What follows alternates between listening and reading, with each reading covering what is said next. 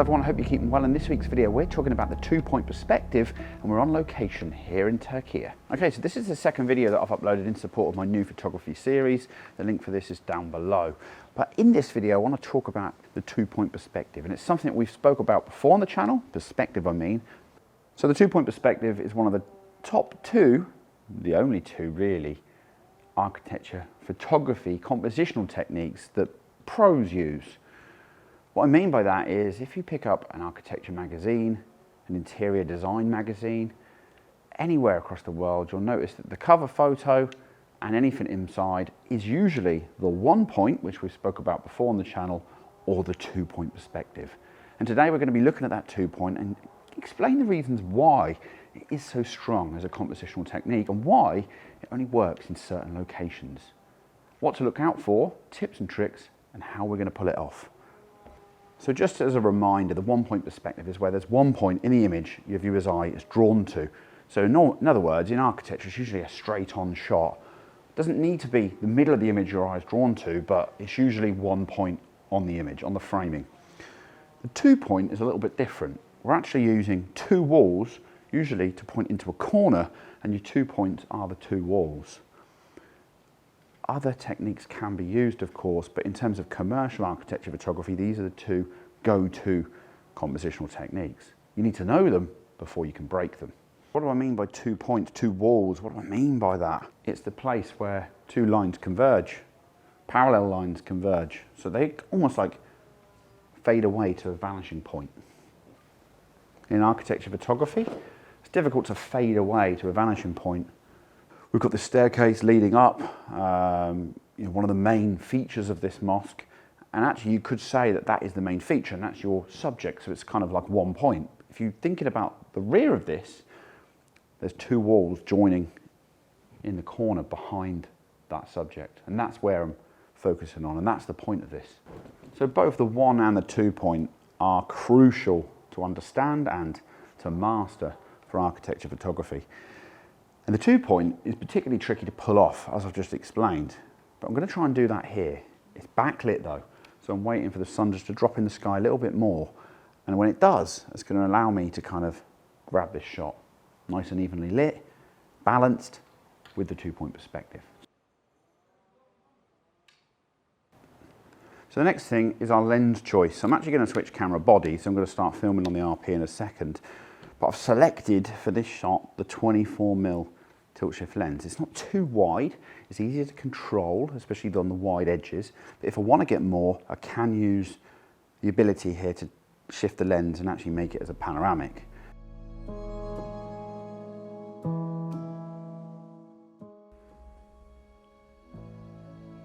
So architecture and interior photographers draw a lot of their compositional guidelines from drawn art.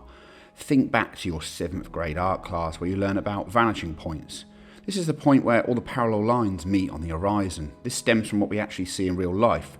Things get smaller as they get further away from your eyes. When it comes to these perspectives or compositions in interior photography, it's good to have an understanding of what they mean and when it's appropriate to use them.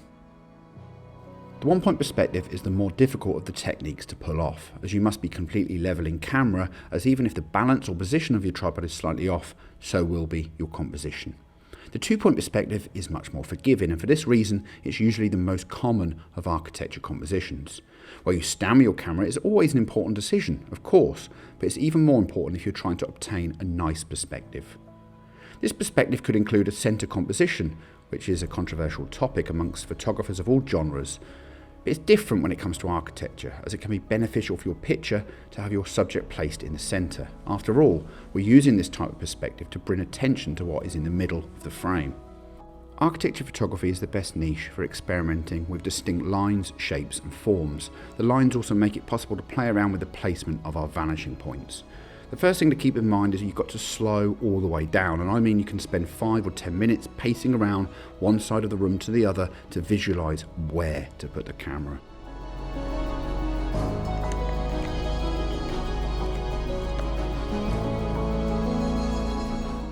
So I had a little change of heart on the lens, mostly because of recording position. I'll try to record behind me to start with and it doesn't work.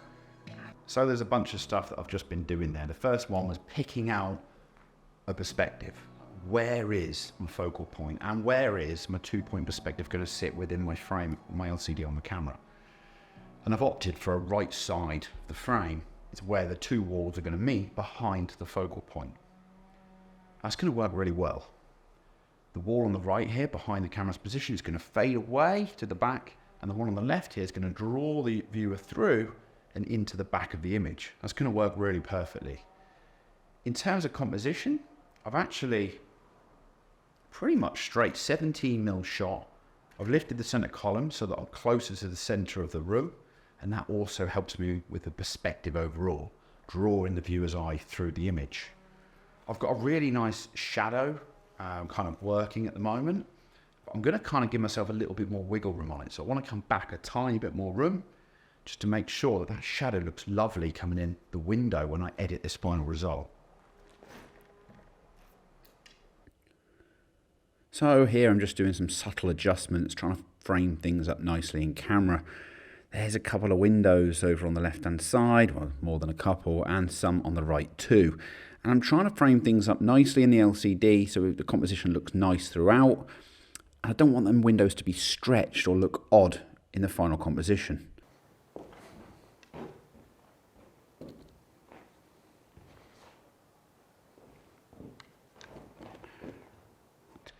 Framing is still exactly the same, but what I'm trying to do is I'm trying to show off all the elements of the room without anything being bent or weird or warped, but without stretching too much the other elements of the frame. And I think I'm nearly there, nearly. I'm just trying to get a little bit of balance to the image. And I think I've done it. I think I've locked something down. So I'm going to shoot this now.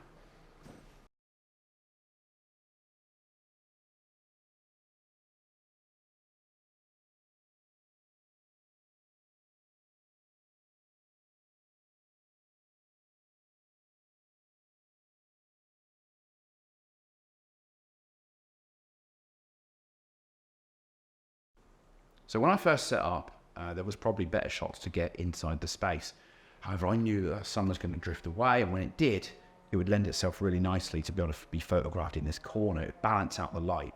The interior is getting darker, and the light behind us is getting also softer and softer and softer. So, of course, that was a nice simple 2-point perspective, but we could make things a little bit more difficult. What we could do here now is do the same thing, but we could create a panoramic, and that's what I'm going to look to do. I'm going to shoot the middle shot first of all, of course, this being the tilt shift lens, and then going to shift the lens to the top and the bottom to be able to create a panoramic. Now this one I'm not sure whether it's going to work, just because, well, it's a little bit of an odd composition, but it could look wow factor if it does. So I'm doing exactly the same thing.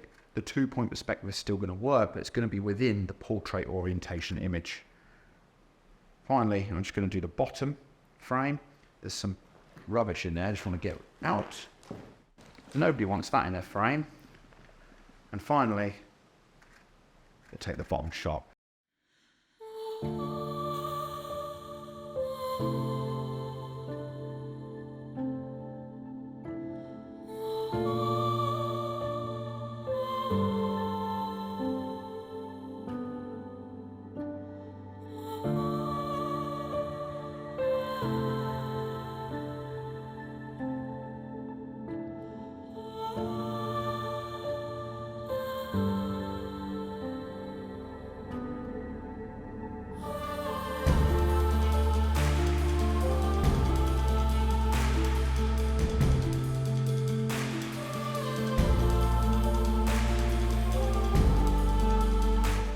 Okay, so we're lining up my final shot, the 1-point perspective. And here we're going to be making a comparison really between that 1-point and the 2-point that we just previously shot. In the link in the description below, you'll see the whole series that I released just yesterday, so the day before this upload, a new collection of 20 images of these mosques across the entire country of Turkey. This result was the hardest to pull together, both in camera to get the composition correct and in the editing suite. In fact, I think I tweaked it and fine-tuned it and started it again probably about 7 times. A really difficult one to kind of nail. Across the whole 20 images, you'll see that there's quite a nice color grade applied to them. Now, I teamed up with the guys at Luminar Neo to kind of color grade these images. Now their tools actually are amazing for interior and architecture photographers. There's a range of catalogue tools, HDR techniques, focus stacking techniques, all in their package. However, their colour grading tools are what I utilised for this final series, and of course this shot here. If you like what you see in my final series, head on over to their website, use my discount code for hefty discounts on their 1 month, 1 year and lifetime plans.